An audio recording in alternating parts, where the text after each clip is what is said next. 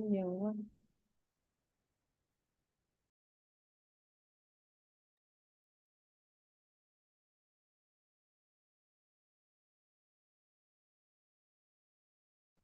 Okay, good morning.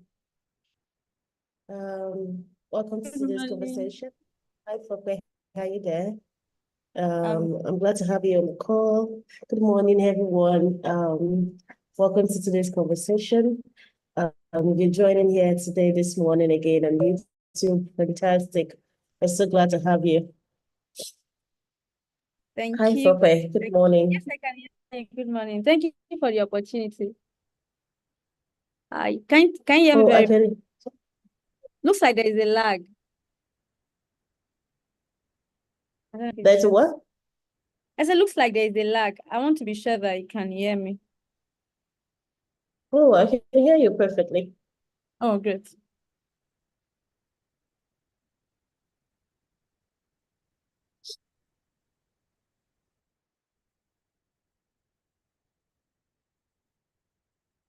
Um,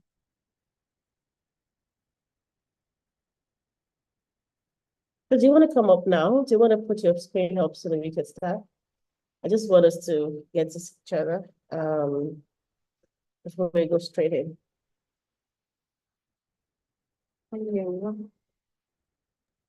Okay. Am I supposed to share my screen now? No, just for you to come up. Okay, good morning. Put on your video. Welcome to Good this morning. conversation. Hi, Fope. How you there? I'm glad to have you on the call. Good morning, everyone. Welcome to today's conversation.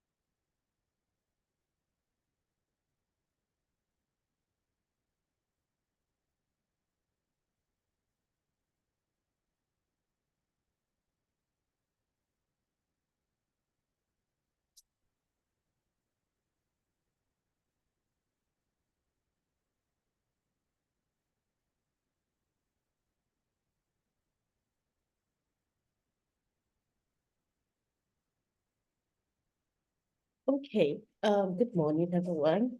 While we wait for Fokwe to join us with a video on, I think it's good for me to say hi, welcome to today's conversation. It's another time of the month again where we get to meet together and have this amazing discussions around business, around career, and have you shared with you light insights, thoughts that would really transform the way you do your work and the way you live your life and eventually to become a better person.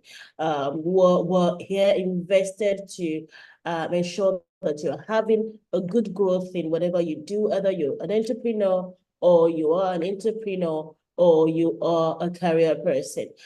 So we want you to have such validating conversation that would help you hone your skills, give you information that will drive you to the place of success and help you in everything that you do. I'm so glad it's been month in and month out of wonderful, wonderful conversation, good stuff. And I get the feedback. I know that if you've been following since we started, you really have been having a great time.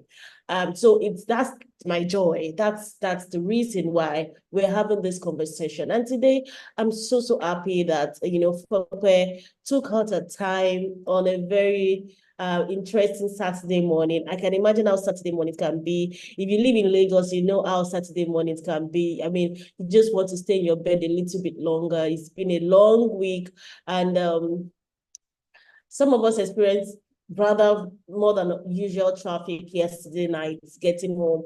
So it could have been a lot more to get up this morning and get everything ready for you this morning. So I want you to enjoy yourself, but at the same time, I would like you to appreciate with me for being on this chat. Before I yield the floor to Fokwe, I'd like to tell you that Fokwe is a career professional. She's going to introduce herself better. I think she will do a better job at it. And before she takes a session, but I want us to just enjoy this conversation. If you have your question, if not, you haven't shared it with me on the Google Sheet, and you still want me to address it, you can drop it on the live chat, and we would address it. All right. So yeah, over to you, Fokwe. Thank you so much for being here this morning. Thank you for having me. Can you hear me? Loud and clear. Yes, I can hear you. All right. Thank you for having me. I do not take the opportunity for granted. Okay, I'm supposed to introduce myself. So what do I say? I'm Fakwe Daniels, and I currently work with an edtech startup in Lagos, Hot School Africa. We make in-demand skills, future of work skills readily available to talent. And we are on a mission of transforming the life of 10 million talents in Africa by 2030. And on a personal note, I'm passionate about career conversation, personal development, professional development, and I just derive in seeing people or have a career, having a thriving one. So I have this tagline that says enriching lives and careers, because I believe that most of our lives would actually have careers, and the quality of our careers sometimes or most of the time impacts our lives. So I'm happy to be doing this. Thank you very much.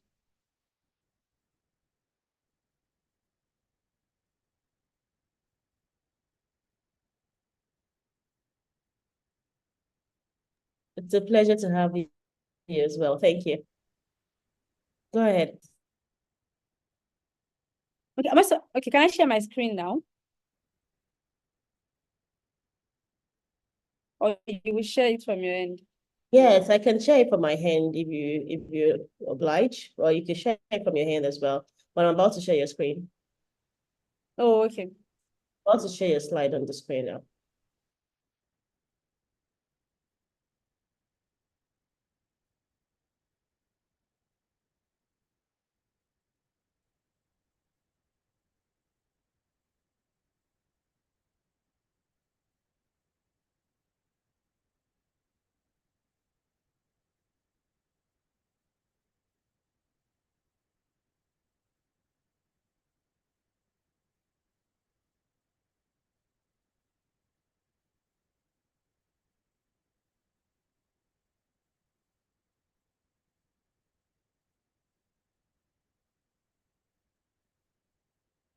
Okay, so you have it.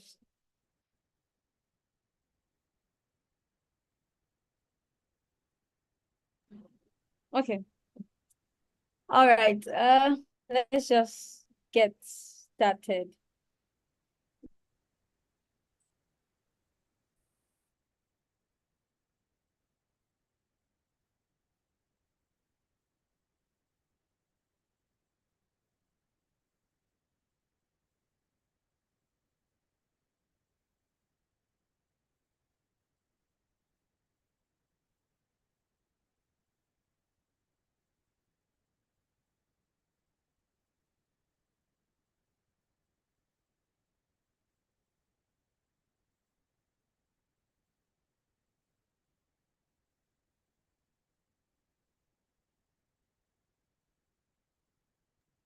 Can I get started now?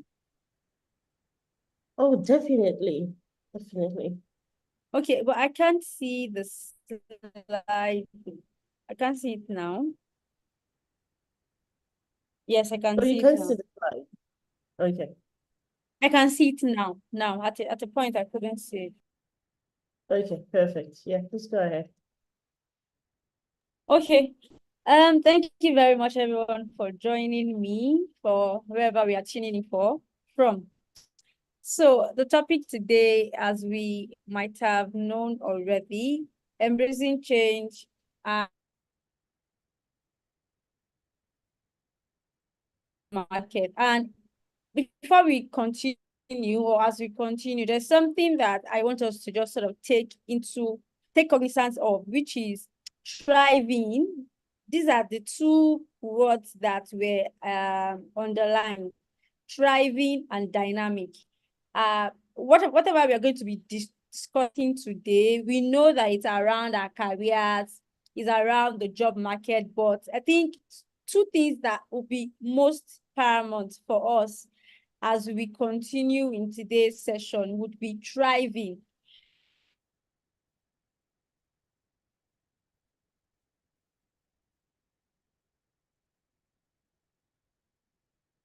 It's not just about having a career, it's more about being fulfilled in it. It's more about thriving in it.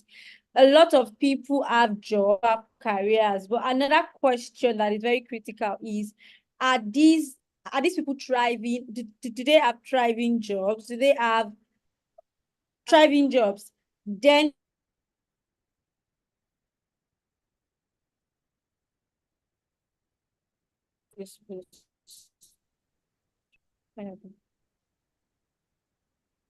All right, is it my network or yours?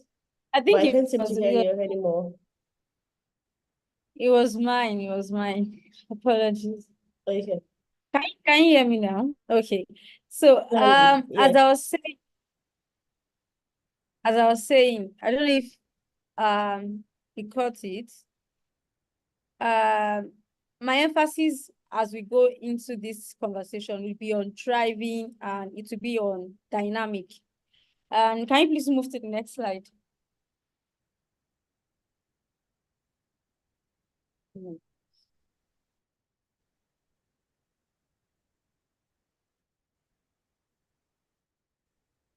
Okay, so start us get some good grasp of what we're talking about today.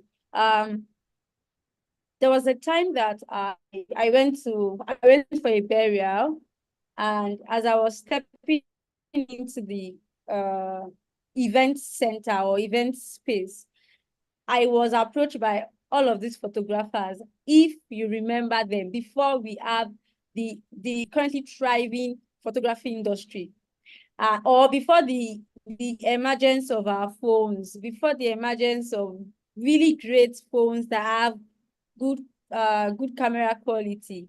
So they approach me. If you know, they will just be taking your pictures, and randomly they will just take your pictures without your permission, without your consent. And at the end of the day, they come back and tell you that they printed a picture or two or three pictures, and they would ask, "Are you pay?" And I was telling them that I can't pay for it. I don't need it. It's a Mhm. waste. Do you understand?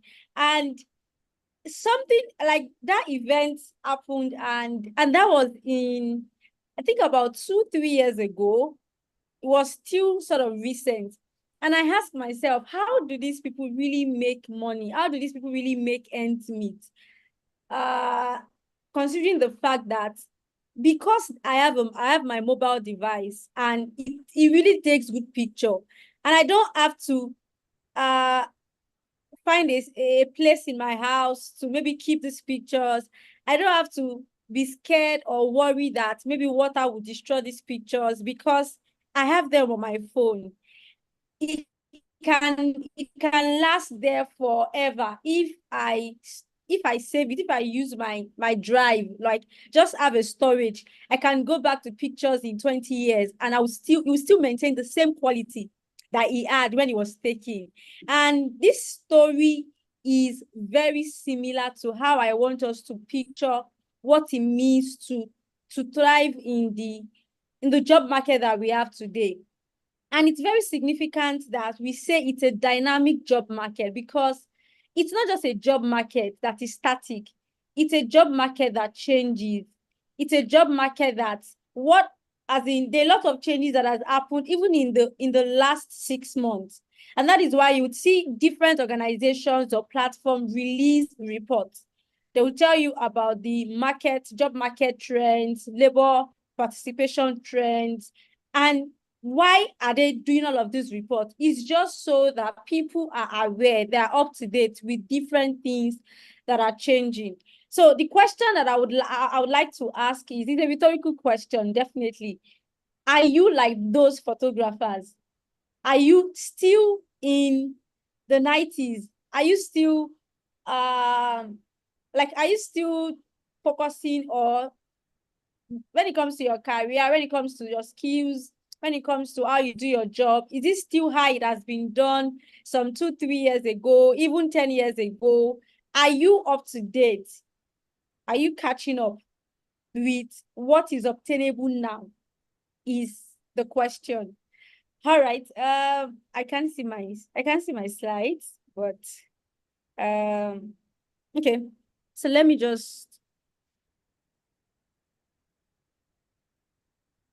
So the next thing I want to just talk about, can it? Okay. All right. So what change looks like. Now, I remember I made that example of the photographer. The photographer and the emergence of phone, which is what my screen is sort of explaining. There was a time where we used to have the Nokia 3310. There were some other phones that came, but I think that for some reason, maybe because of the durability, Nokia 3310 just sort of took over the market then. And anybody that was using 3310 was, really big people then, Talk of because the that was town. when Yeah. technology, that was when the emergence of mobile phones happened in Nigeria. But then I'm not sure anybody would do if you give someone, even my 4-year-old daughter, I'm sure if you give her 3310, she would not use it. She would not acknowledge it. Like, it's a phone to use. She will not even appreciate it. And why? Something has changed. Something is significant that has happened. And that is how I want us to, I'm just trying to lay this background so we understand what it means when it comes to how we need to position ourselves for the job market that we have now. If you see someone gives you, we know how from the 310, he could not take pictures, it was just calls. He could not even do, I'm not sure he has a radio. At other times, you see emerging technologies that emerge, and he had audio you could play. I remember one Nokia phone then. I can't remember the specific specification, but you could listen to songs. I remember it was slim. It was slimmer than 3310. But then it didn't have internet or access. You could not use a lot of things. You could not do a lot of things about with as in when it comes to internet. We didn't really have so much around internet or Wi-Fi then. And before you know it, we are now in the era of Samsung, iPhone. We know how there was BlackBerry, like a lot. But then things has changed and things have evolved.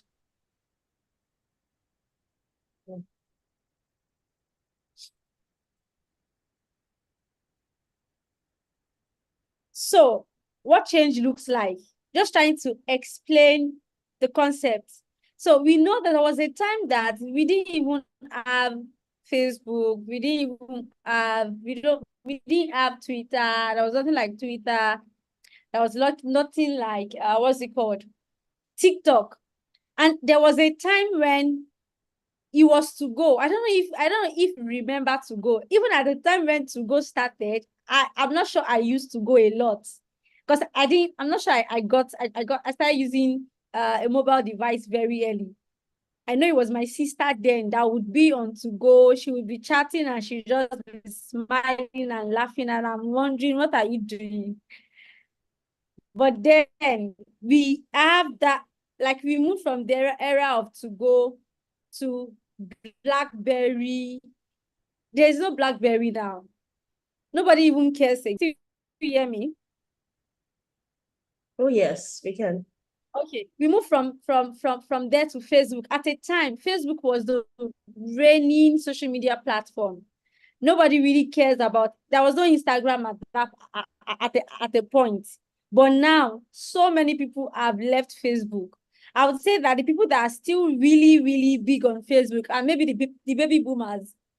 The millennials, I'm sure they've moved to Instagram, and the Gen Zs, they've moved to TikTok. And if you look at these different features, these different products that we're talking about, something changed in them.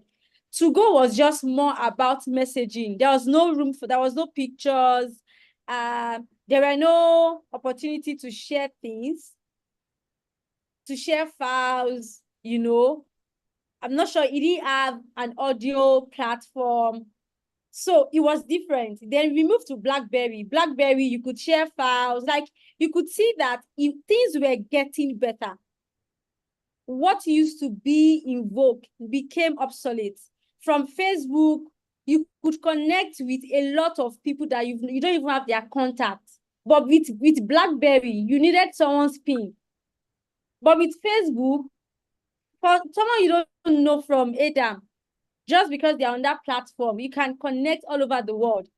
Then there was Twitter, and you know, the product also was different in terms of what you can do. Now, the opportunities are limitless and endless on this platform. That is what change looks like. And all of these changes, TikTok just started how many years ago? Maybe 2-3 years ago, at least in Nigeria. But look at when Facebook has started. Facebook first launched in 2004. And I'm not sure even as 2004, we are so familiar with it in Nigeria. It took a while. But I'm just saying that it took a long period of time. It was more like a process. There were a lot of evolution. There were a lot of things that happened before we got to where we are now. Please, the next slide. So I thought that there would be room for, like, I'll be able to engage with the audience. That was why I added this part. But then you can think about it. What other change has happened? If you're in Nigeria, you remember there was a time that would go to a cyber cafe. Nobody had internet access in their homes. You probably go to the cyber cafe and you try to use the internet for a particular number of hours. But now, just at the comfort of your homes, you can connect to people in the different parts of the world. And if you look at it, just like the image on the screen depicts, it's a process. And I want you to always remember that. So this is just saying that even when it comes to the job market that we are now, even when it comes to your career, it is a process. There are a lot of processes. Some processes are obsolete, that are no longer relevant, that you should not bother yourself about. There's some currently trending or relevant processes, skills, opportunities that you should be familiar with. The next slide, please.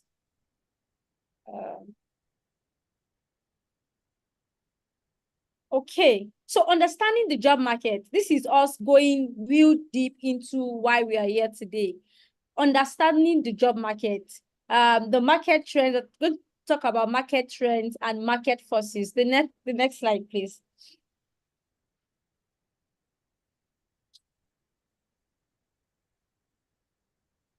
So before we go ahead, I just want to talk about some things that you should think about when it comes to the job market. And let me just quickly say something about how you should think about the job market. How the job market is now is not the same. You should not expect the same thing in another 6 months or 1 year. Dynamic means that something is constantly changing, and that you should be comfortable with it. So understanding that the job market is changing, you need to first of all understand that. And I want you to know that change is painful. I got this quote from people that, you know, that have gone ahead of us to experience the world, and just gave their feedback about it, experience change themselves. Change is painful, but nothing is as painful as staying stuck somewhere you don't belong, or somewhere you will not be happy you are eventually. You never change your life until you step out of your comfort zone. Change begins at the end of your comfort zone. The only way to make sense out of change is to plunge into it. You need to just, don't overthink it. Don't think, most of the time we overthink things, but you really should not do that. Move with it and join the dance. Growth and comfort.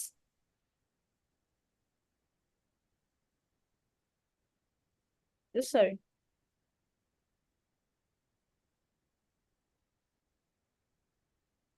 So growth and comfort do not coexist. Growth and comfort do not coexist. So it means that before you to grow, for you to be up to date with the job market, you cannot be you cannot just be comfortable. You can't afford to be comfortable. The next slide, please.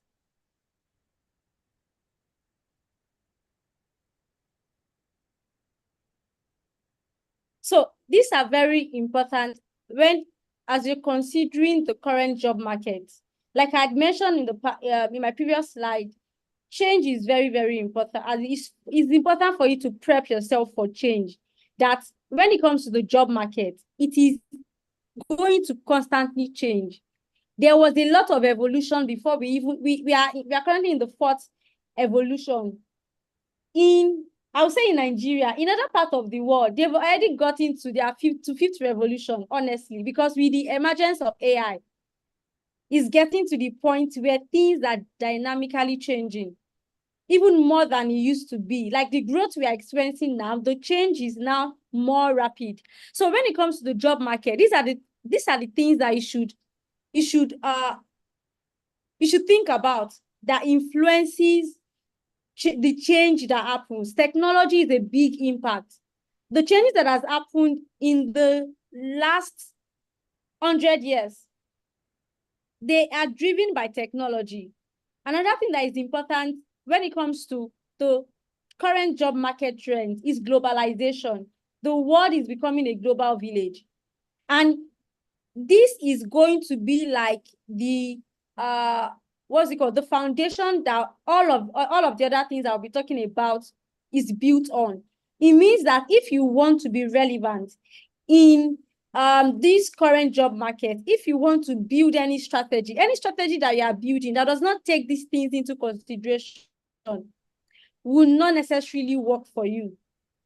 So technology is a big driver of the current job market trend.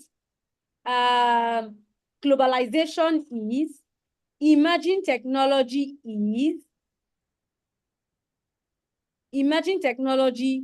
is a driver. And emerging technology is talking about AI, Internet of Things,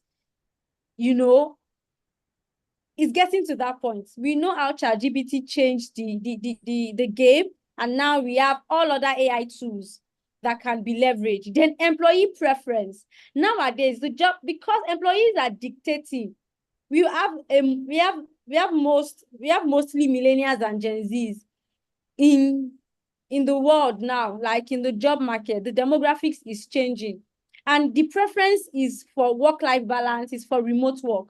And now, if you have to thrive in a place where, let's say, for instance, you are one person that you are used to, I believe everybody that will be on the call will most likely be used to work-life balance, not work-life balance now, remote work.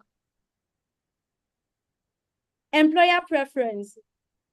The employers are now preferring people that have transferable skills, people that are flexible, people that are not fixated on, this is what I am employed for. and this is what I'm going to be doing. I'm not going to do anything out of it. The game is changing.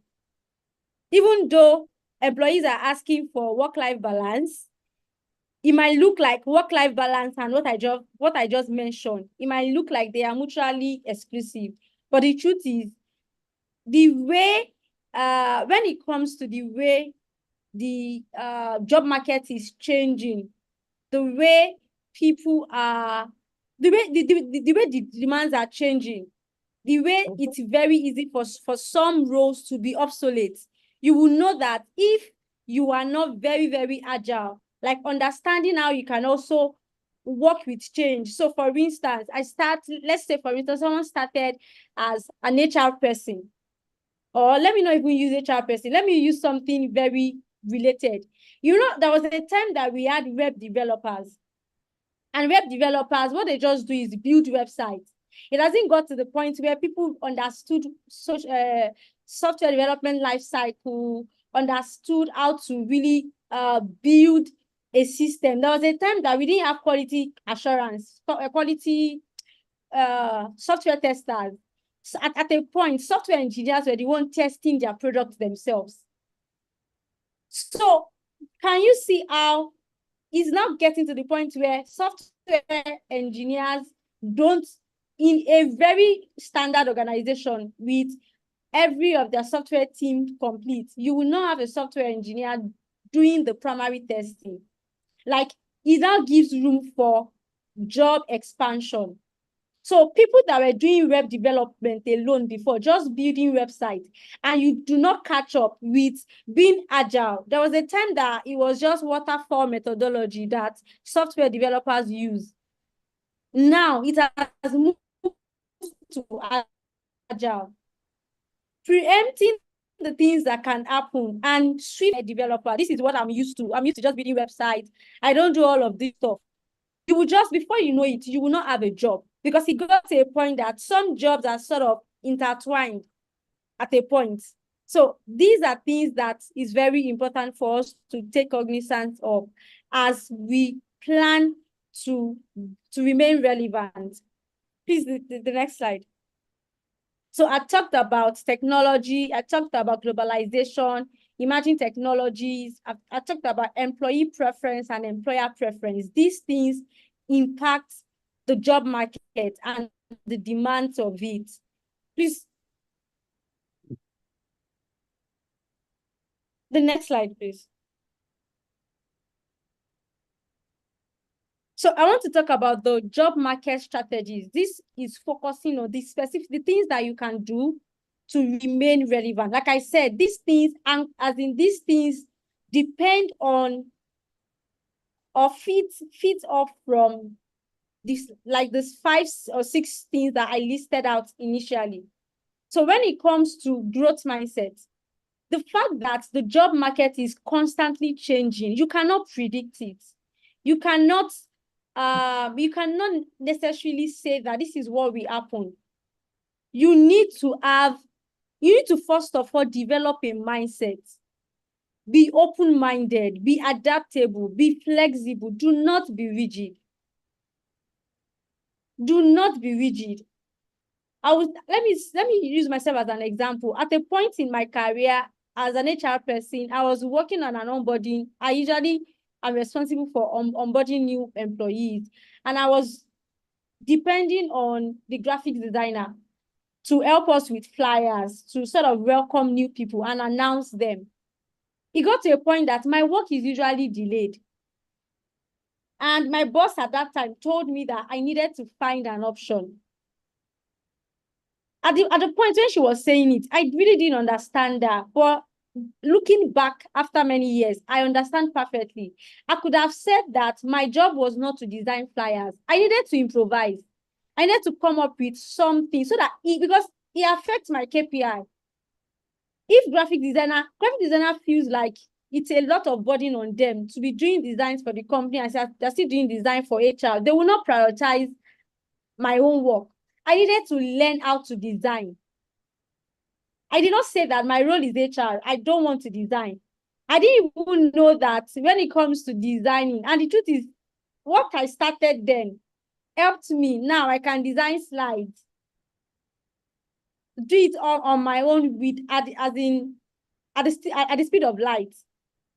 So I didn't even know that it will get to the point. Nowadays, if you really can't design and you want to do a lot of things around content, you want to be active online, especially on LinkedIn and all that, you have to probably pay for it.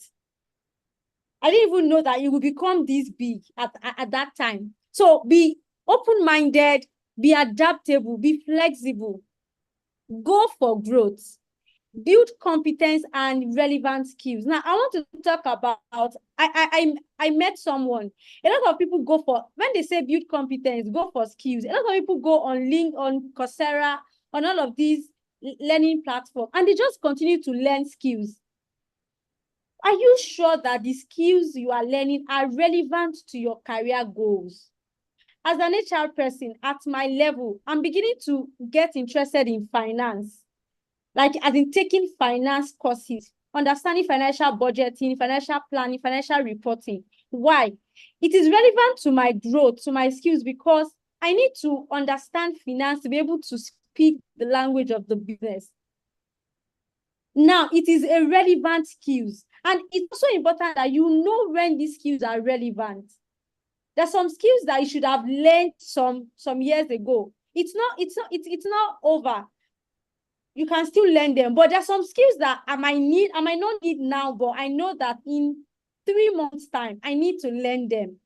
So it's important. And this is not possible if you do not have a career goal, if you do not have a plan, if you are just going with the wind.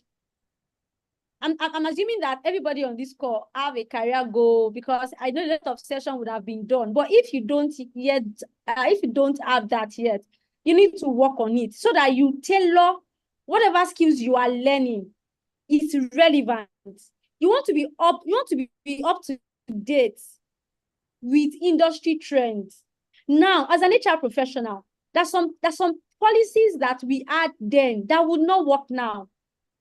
You will be a bad HR person if you still use those policies, because they are not. Remember, I said that employee preference, employee wants work-life balance. They want flexibility. They want remote work. Imagine that as an HR person, I'm still telling myself that, oh, I don't need to think about remote work. I don't need to think about managing performance remotely. I would definitely not be a good HR person, or not a relevant one. Because remember that you can be an HR person, but the question is, are you relevant? You can be in your field, you can have a career, but are you relevant? Are you thriving? If you want to speak within people in your industry, are you going to be able to speak and people would want to listen to you because you have a relevant knowledge? Can we move forward also? You can also build a personal brand. It's also very important, investing in it.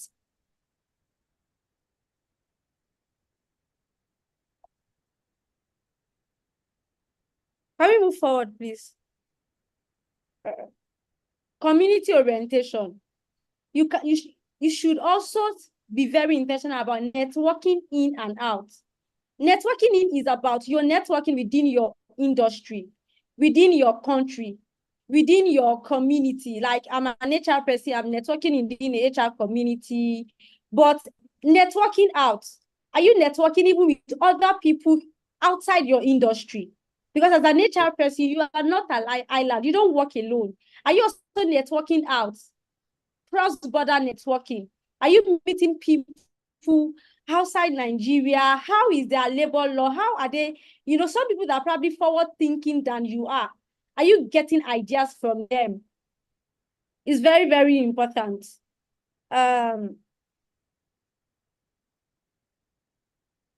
So, like, are you attending industry events that are relevant to you, leveraging mentors, investing in coaching? I want to emphasize this. Sometimes you just don't know some things, and some people know more than you. You should be ready to pay for it. You should be ready to pay for their knowledge. Leveraging online and social platforms. There's a lot of people that I've met online that I don't know them. I've learned from them. They've given me opportunities, but you have to invest in it. Community, you can't do it all by yourself.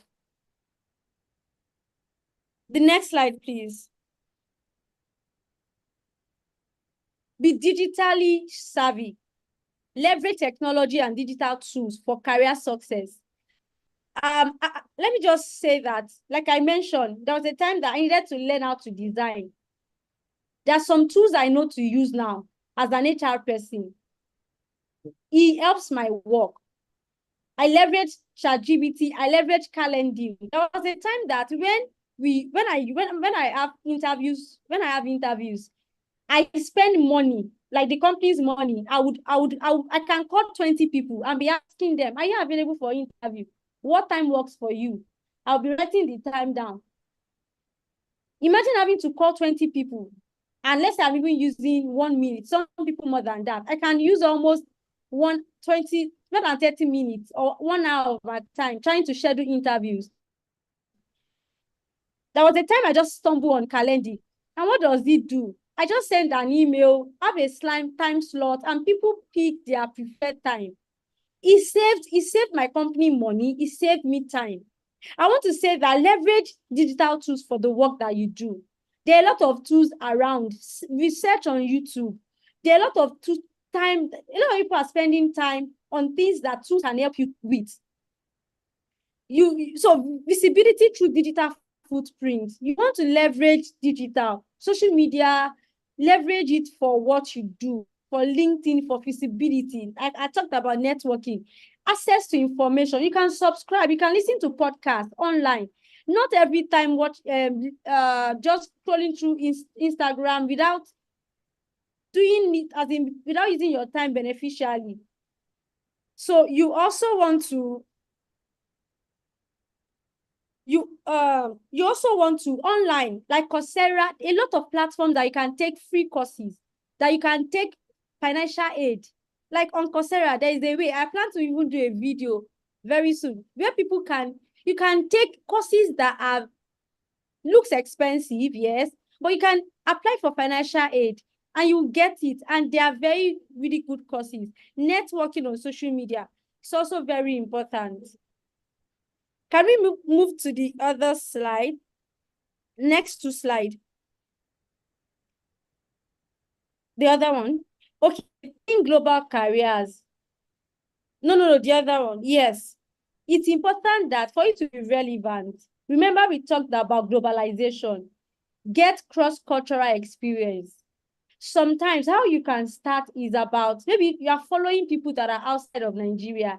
At a time, my brother-in-law was in Europe then, and I would just ask him that, how does, if there is this situation in your company, based on I told him to send me the handbook of his company then, and he shared with me. I went through their handbook. I looked at the things that I could adopt for my company at that time, that I could suggest. That was how I started. You don't need to be there yet. Are you following people that are maybe thought leader in that market? And you're understanding how they think. Get cross-cultural experience. And if possible, also target to work in organizations that have multicultural experiences. It makes you relevant. It makes you up to date. It means that if you're talking to someone in Canada, you're speaking at their level, at their frequency. You are not far apart. Your thought process is not entirely different from theirs. You want to build borderless skills. You can go and Google borderless skills. Borderless skills are skills that anywhere. And digital skills is one borderless skills that you cannot ignore in this current market. You also want to be pro DEI, meaning that diversity, equity, and inclusion. This means that you want to be open to different type of people in the organization, different culture, different background, different orientation. Because whether we like it or not, if we are in Nigeria, maybe there are some laws that have not really been engraved in Nigeria. But the truth is, if you're going to be working globally, you have to understand that it happens. A lot of people don't understand why people use why people use she, her, why people use their, them. You need to understand it. You invest in travels. I've also learned that traveling, you can start small, going to Ghana, learning about other people's culture, opens you up to a wider perspective about life, how people work. You'll be surprised that the way Nigerians work is different from the way most African countries work. Our zeal, the energy we have is not comparable. So if, imagine you have a colleague in other country that doesn't have the same energy that you have, if you're not careful, you would be at loggerheads. Learn a new language. It can be an opportunity also. There is Duolingo, at least, that helps you. Prioritize mental well-being, because the world of work we have now is fast-paced. So before you, sometimes I'm overwhelmed. A lot of people take break on social media. I just want to breathe. It's fine, it's important. So be self-aware, know yourself, know what works for you. Do not compare yourself with other people.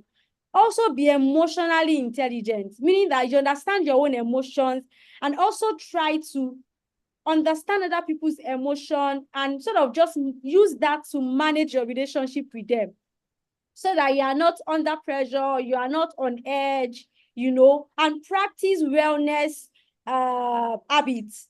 Take a walk. Some people have they have screen time. After that particular time, they would off their screen, those kind of things. Maybe exercise, Yeah, next slide. I'm almost done. Be open to career pivots. And this was what I was trying to explain. It can get to a point that some jobs now, that some jobs that we don't have now, we don't have typewriters. No, typists. We don't have typists again. We don't need them again. Imagine that someone has been maybe a secretary that is used to typing, and you don't yet know how to navigate your way using maybe a laptop, or some people don't even know how to do Zoom conferencing. Some people can't create Google Forms. And these are very, very basic things. So you need to start thinking of, don't get caught up in job security frenzy. There is really no job security in the current market that we are now, because you can have a job, actually. Your company is not even looking at laying you off. But for some reason, there's digital transformation. There's just a change management thing in your organization. And before you know it, you don't have a job, not because they don't want to give you a job, but the system has changed. Plan with uncertainty in mind. Experiment and take risk, especially when you are still young. Even when you are not young, please, it's important to just have that mindset that anything can happen. So as things are changing, be up to date with your industry, be up to date with what is happening around the world as it relates to job market. Be inquisitive, be curious. It helps you. And the last part, yes, I will not take this. I think I sort of explained it in there's another slide. What will you do differently? I just want you to ask yourself. I've said a lot of things. What will you do different? Are you going to take a trip? I think the first time I traveled out of Nigeria, I went to Ghana with my friend. I just said, let me go. It was by road. And I just went and I experienced the world. And you start from there. Like I said, it's a mindset. You have to have that mindset that is open. There's the last part, sorry. I just want to leave you with these things. And this is like the last part of my slide. That to survive in this, to be relevant in this, to thrive, to be relevant in this job market, I want you to have personal mastery. You cannot manage your career successfully until you have managed yourself. You need to understand yourself, who you are, what makes you tick. I tell people that I've told myself that I don't just want to be an HR person. I want to be a global phenomenon. Like, I want to be a global, that's what I want. So that's why it's almost impossible for you to see me think small. I always want to think big. I'm always curious. I'm always looking up to people that have gone ahead of me and done great things. It starts from the mind, but also understand yourself. What do you want? And some people, okay, they just want to live a comfortable life. They don't want to be out there. It's fine. Know what you want and stick to it. Also ensure that you are your career CEO, meaning that you determine your career move pattern. You make decisions about your career yourself. Don't wait till the company says that we don't need you anymore before you start looking for a job. Don't wait for your company to send you on training before you start learning skills. These are things you can do yourself. Be your career CEO. Take your career in your hands. Be strategic and intentional about your career. And the last thing is, see challenges as growth opportunities. When they give you additional work in your organization, I'm not saying that people should take advantage of you, but this is what has worked for me. I don't see it as people taking advantage of me. What I always see is that you're grooming me, you are training me. I used to tell myself that if people feel like they're taking advantage of me, I am actually using them. Because I believe competence is achieved. Competence is by doing. I don't believe I have learned something until I've done it. So if today my CEO says that there's something a project that I'm thinking of, and it's something that I can learn. I might not have the skills, but I can learn. Remember, we have said that we should preempt, we should anticipate that change can come anytime. I will jump on it, because whatever skills I learned from it cannot be taken away from me. It's going to be with me forever, and I'm taking it to the next big place that I'm going to. So sometimes I personally look for problems to solve. And that's one way to also be relevant. I look for a problem to solve. I don't wait for them to bring problem to me. So have that growth mindset. See challenges as growth opportunities, as opportunity to learn, as opportunity to stretch yourself and build capacity. Thank you very much. Wow. Okay, thank you so much for that wonderful session. I think it's safe to say that, this is a very very relatable topic, because this is actually life as it is now. And if the earth is changing, that's just the truth. The earth is changing, people are changing, dynamics of life is changing, the needs of people are changing, and therefore work is going to change. Products and services are changing. Services especially is changing. So therefore, work is going to change, because work is revolved around servicing people's need, lifestyle, and culture. And if those things are changing, then the way work is done will change. And that's why you have to pay attention to your environment. Be present at first. Be present to be aware about things that are changing around you, and how it's going to affect the organization you're with, and how it's going to affect your work. I think I like that quote that says that those that cannot change their minds cannot change anything. I mean, that's just the truth. You have to leave your mind open. It can be like a very interesting conversation to say, oh, leave your mind open. But is as simple as it says. Leave your mind open. Don't cast anything in stones when it comes to your ideologies or what you think you know.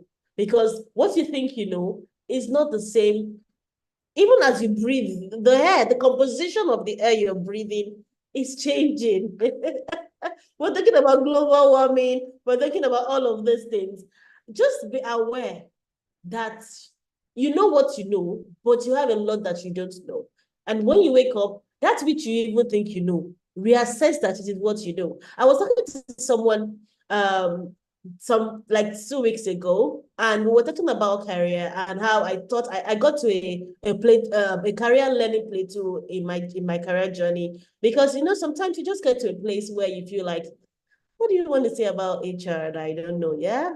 And I normally have almost like everyday learning from my SHRM sessions, and I used to attend, but I got a time for like 4 or 5 months. I just didn't even attend any of the class, because I feel like I hear the same thing all the time. I'm not hearing anything new. And I went on and learned something different, which is also good. I went to learn about business management and just do a business strategy course. And then I came back for my class because I have to get my points for my recertification. And I started listening to the chat again, like maybe a month ago, and I realized, wait, what are you guys saying? Are you for real? Is this happening right now? Is it just in the US or is everywhere in the world? And I started hearing new things. I started hearing menopause benefits. I'm like, menopause benefits. That's new. And it's just how it is. The world is changing. Before people had so there's even new means of employing overage now as senior citizens. So there's a dynamics of employing senior citizens back to work because there's a clamor about how life expectancy has dwindled because some people are relicked out of work, at a particular age, and they are the ones that have the competency in experience and how to infuse their knowledge back into the system so that we can, draw out of their well of experience and all of those things. I'm like, wow, this is a new dynamic. As in, like, thank God I've come back to my space to listen to things. So things are constantly changing. You have to keep your mind open. You have to know that the solution to what we're doing is so different. And so I'm going to go to question and answer. I have just two questions too. One from the audience, one from myself. So I'm going to take the one from the audience first. So I was saying that so the question really was how you're talking about embracing dynamics. How from a role that takes years to build expertise, how do I embrace being dynamic when I'm still working at being an expert in my field? I guess maybe let's say maybe being a doctor, it takes a long time to be a doctor, then before you even go ahead to be maybe a specialist and to be they have their own career to be a consultant and all of those things. And I'm still trying as much as possible. There's very small margin there's very small margin of creativity around my space. We have to stick to the books. Maybe, for example, like the people, the pilots, the people in the aeronautic industry, and how very, very, very small margin of creativity or entrepreneurship in those spaces. You have to stick to the books. And I'm still here putting in so many years to even be an expert in what I do. And you're talking about dynamics. How do I balance the two? Yeah. Okay, if I hear correctly, you're asking that there are some professions that seem like their standards that is sort of need to work with. Yeah. Yes, there's Can you guys still hear a me? lot to work on. I can hear you. So there's still a lot to work on to even get to being to get to the top of the Okay. crate. And now we're talking about dynamics. How do I juggle the two together? When I'm still trying to even be excellent and an expert in my field. And it takes years to get there.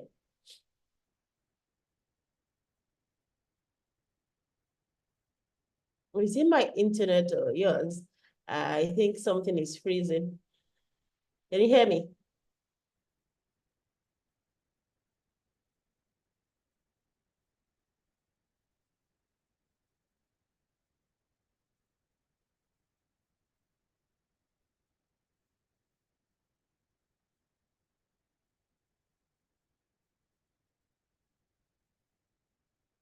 Okay. Papa, are you there? Can you hear me? Yes, I'm back. So sorry, my internet turned me off. All right, should I take the question again?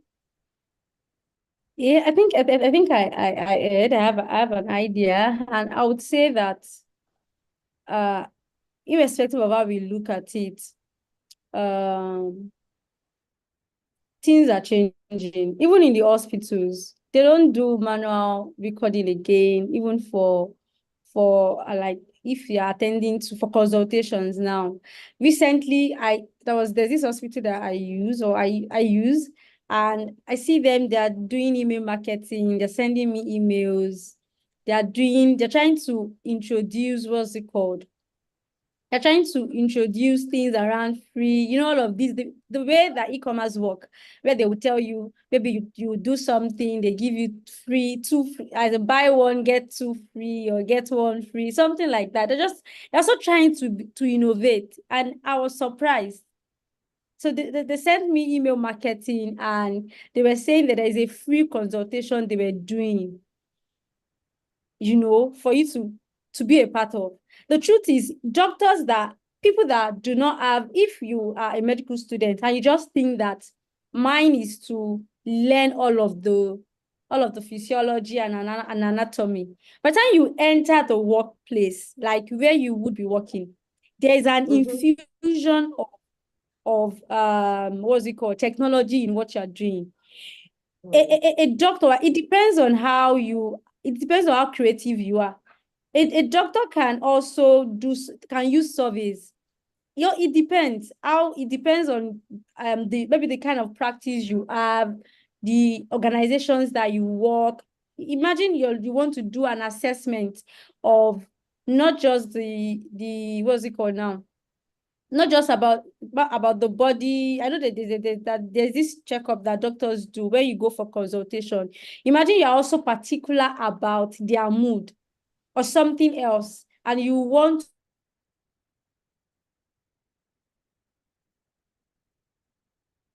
All right, I think to I track lost it, and you just want something that is data driven. Can you hear me? Yes. So I'm Yes, saying that it's a concept that just find a way. Data analytics, AI in health, there are a lot of things around health tech now that is springing up. Very true. We know that health is very, very important. So it's just about, first of all, having an open mind to it. You can find a way. You know that as a doctor, there are some things that are limits to it, because it has to do with life. There are a lot of standard around it, but I feel like there's still always a way you can make a difference. You can make something better with technology and the things and the work that you do. So it's just about being open-minded. Look at how technology can help. It might not help everything, but there might be just one or two parts of it that you feel like technology or just being digital savvy can help. I give an example now of how an hospital is managing their clients.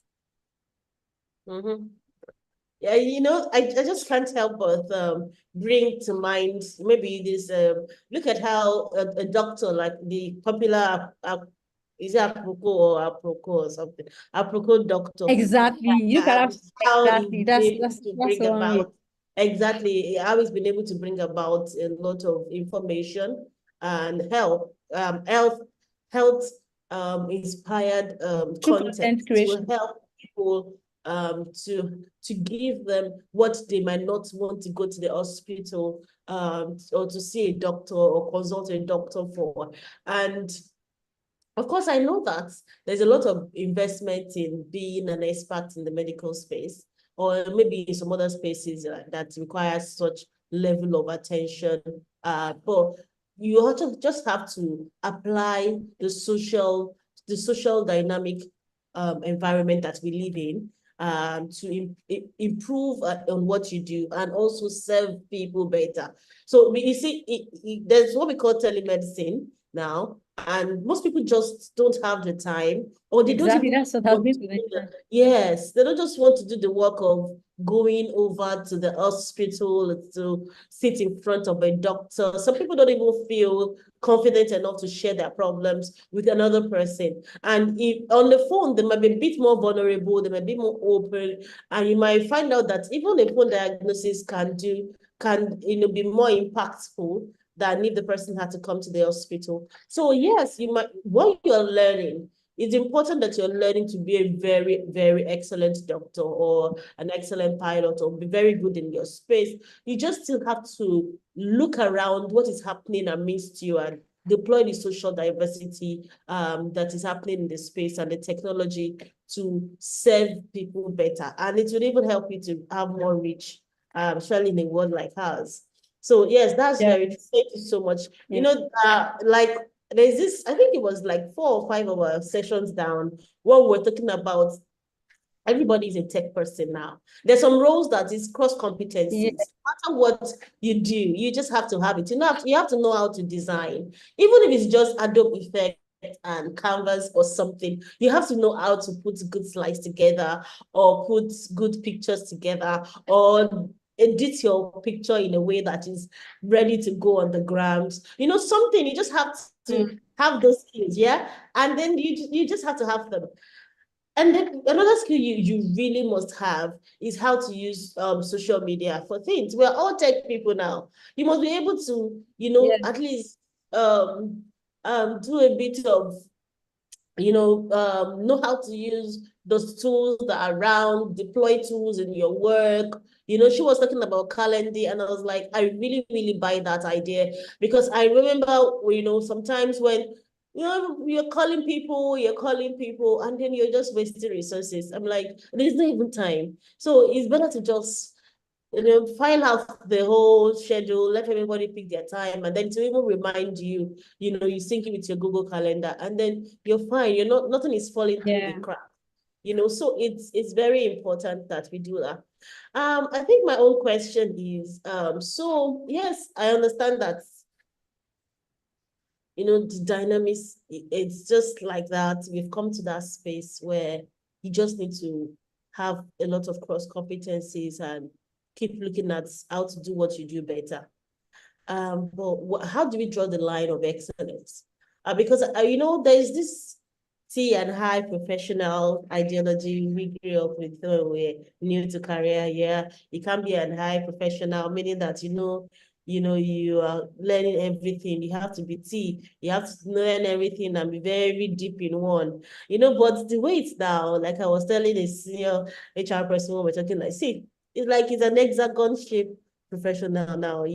Everybody expects you to be like top in almost everything. And as fantastic as that might look, I don't know if there are people like that. It's a bit unrealistic.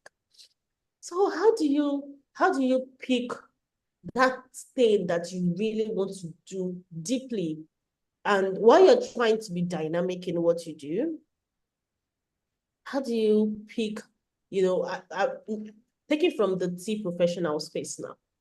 Where do you know to go down?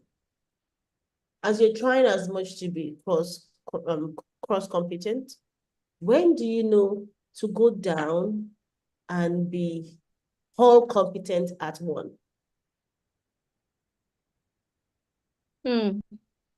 Okay. Thank you very much.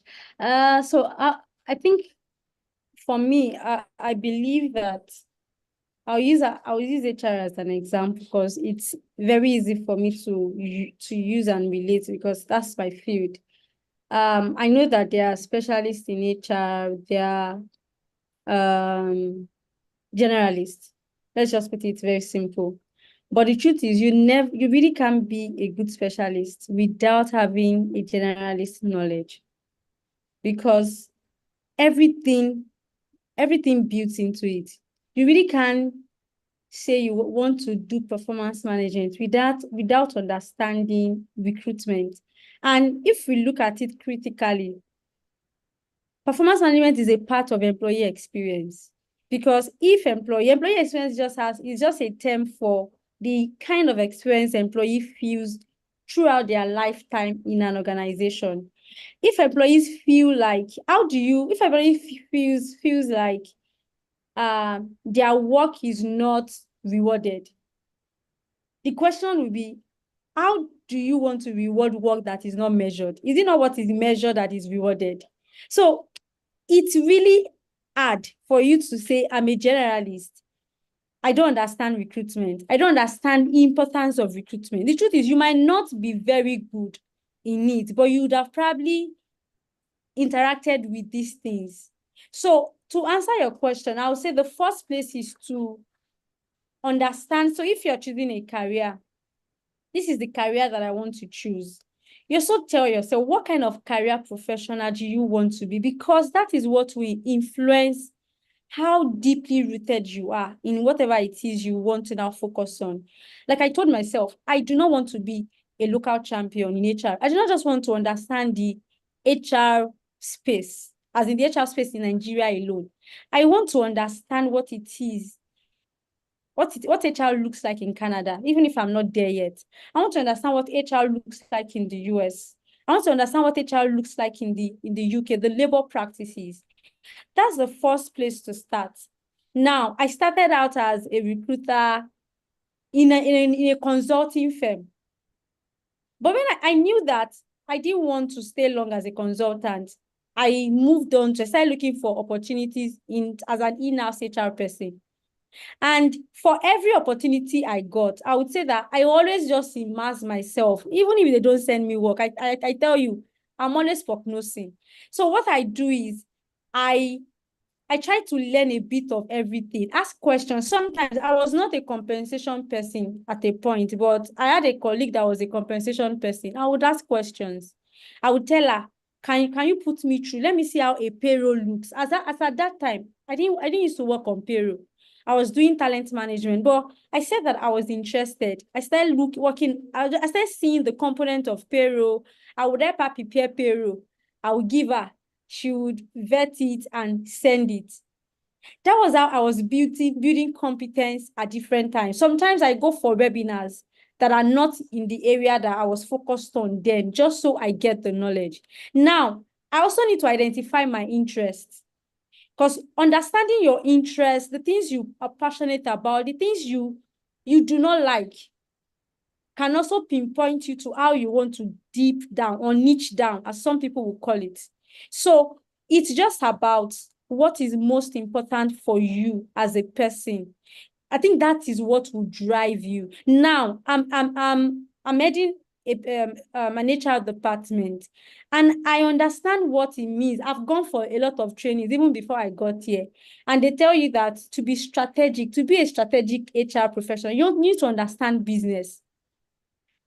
I've taken finance courses. I'm interested in figures. I'm interested in numbers, because I just do not want to. And you hear people talk about HR professionals. People don't like numbers. People, you don't like data. And I tell myself, do I want to be part of those people that do not like numbers? But what it means is that I'm still an HR person. Now I'm interested in helping an organization build their culture. Some people do not want to be generalists. As a matter of fact, I'm getting to the point where I do not want to be. I'm getting to the point where I'm also looking beyond HR, actually, at this point in my career. So, and the thing is, I said something initially, it's a process. Change evolves. At a time, I was crazy about where I am now, but I'm getting to the point where I'm looking for something better. And you start building competence around it. Now, I'm building competence in finance, but I'm still an HR person. It just makes me better, makes me well-rounded. So, but I would say it's more about your interest. Who are you? Are you self-aware? What makes you different? What makes you excel? Then you find it and you just use it to leverage the things that you want to develop yourself in. Fantastic. Thank you. Thank you. Thank you. It's well addressed, really. It's well addressed. You really need to find yourself. I think that was one of the ways you started. You actually first need to find yourself in the midst to in all of these things. You need to find yourself first. So you could be doing a lot of things and you know a lot of things, but what kind of professional do you want to be? What kind of person do you want to be too? What do you want to have on your life's work? It will help you deep dive, even in any space. For example, HR is very robust, and I've seen people who took a lot deep into they went deep into the CSR part of HR. They just want to be to get organizations to look at the welfare of their people and also impact their society. And they went there, they went on to do public relation trainings and did a lot of things just because that is actually what they want to be. And today, they are they're mostly programs leaders, they are mostly doing all of those event plannings and all of these things. And because that is just what they love to do.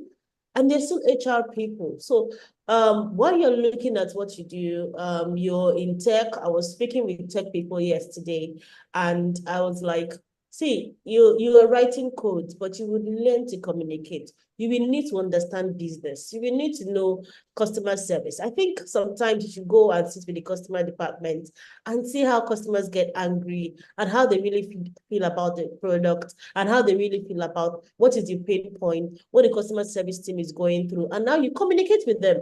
Communicate with an angry customer, communicate with a rude customer, learn those skills, because that would make you a better IT person. And in a space where you just have to have cross competencies, because the demand on everybody is different. The demand on you is going to be more. If you're a doctor, people want you to be funny. When you're treating them, they want you to be kind. They want you and to they like you, and they like you more. Yeah, and they want you to be emotionally intelligent. They want you to dress well. They want you to smell good. And it's funny. You're like, your health is on the line. What does it matter? You see this doctor or this other doctor. It's like, yeah, just like her. And you wonder why they like her, because they see her on social media and they just feel connected with her because she spoke about something, about what she had yesterday. And it was like what they had yesterday. So very, very, very fickle things, but it goes a long way. All right. So I think we've had a very wonderful conversation. I like to stick it to this, to Anha, because it's a Saturday morning. I know you have a lot of things to do. Thank you so much, Papa, for coming to this call.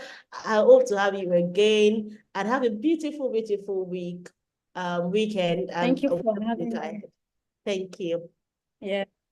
Bye-bye. Bye. All right, so if you've been on the call with us, I'm sure that you had one or two things that you gain from this conversation. You want to look at what you do and how to do it better every time. And you're also constantly searching yourself. The world is changing. Even you are changing. You as a person, you're changing. The things you wanted last year might be different from what you want now. What made you, what you felt was going to be fulfilling 10 years ago might not even be what you're doing at the moment. So you're constantly finding yourself. You yourself, you are a treasure chest. There's so much treasure inside of you that you're constantly digging out. So you want to, at the journey of self-awareness, of self-evolving, you also look at your environment, because you're not in a bubble, and see how things are constantly changing around us, how services are different. I mean, the way we do finance now is so different, and it's evolving every time. And if you're in the finance space, you don't want to just sit and rest on your horses and feel like, oh, I understand the dynamics of Forex, money transfer or global money transfer. It's changing every single waking moment. So that means that you as a person also needs to be on your feet, to be well informed, to know what is happening around you, and to learn and unlearn and learn again. And that will help you to be more flexible, to be agile, to be more available. The value remains relevant in whatever you do. And that will make you a very dynamic and rounded professional, robust. And that is what people really want. Value will always remain relevant. All right. Thank you so much for being here. And if you've not subscribed, please do. I need you to subscribe. Subscribe to this channel, share the links, watch the video again, go to the videos we've had before and watch them over and over and over. And if you want to give a feedback, please reach out you can send a message on the comment section, or you could, if you have my contacts, you could reach out to me as well. You could reach out to me on LinkedIn as well. All right. Thank you so much, and have a beautiful weekend. Bye-bye.